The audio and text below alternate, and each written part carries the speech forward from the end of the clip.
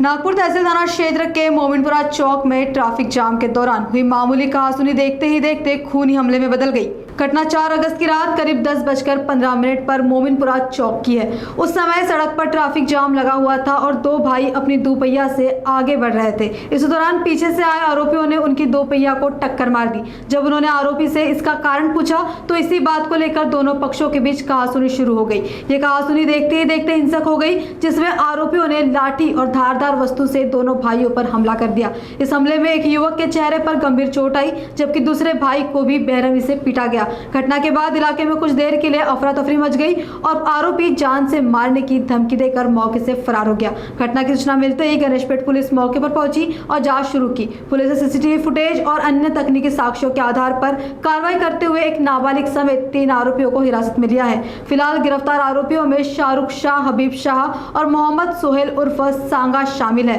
Police के अनुसार दोनों बालिग आरोपियों के खिलाफ पहले से भी कई आपराधिक मामले दर्ज है। फिलहाल घायल युवकों का इलाज जारी है और पुलिस इस बात की भी जांच कर रही है कि हमला किस वजह से इतना हिंसक हुआ और इसमें किसी अन्य व्यक्ति की भूमिका तो नहीं थी।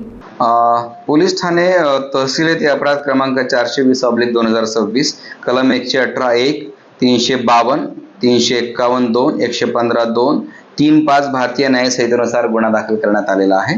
सदर गुन्ह्यातील फिर्यादी रिजवान आरिफ शेख वय 23 वर्षे, हल्ली मुक्काम परवेश शेख यांच्या घरी, चर्चसमोर इरोज कॉलनी, कामगार नगर, पोलीस स्टेशन कपिल नगर असे हे त्यांच्या दुचाकी वाहनाने रात्री 10 वाजताच्या दरम्यान मोमिनपुरा रोडने अल जमजम मोबाईल शॉपीसमोरून ते जात असताना यातील जे आरोपी होते त्यांनी मागून त्यांच्या गाडीला ठोस मारली आणि फिर्यादीने त्याचा जाब विचारला असता अचानक गाडीवरून उतरून त्यांना मारहाण करायला सुरुवात केली आणि त्यांना इथे गालावर 3 टाके सुद्धा लागलेले आहेत।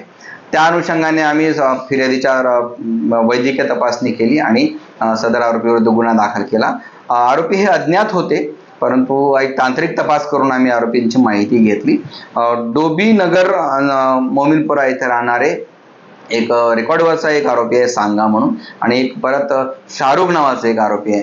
असे हे 2 आरोपी आणि त्यांचा एक अल्पवयीन मित्र अशा तिघांनी मिळून त्यांना मारहाण केलेली आहे। सदर आरोपीला आम्ही आजच ताब्यात घेतलेला आहे आणि पुढील कायदेशीर कारवाई करीत आहोत।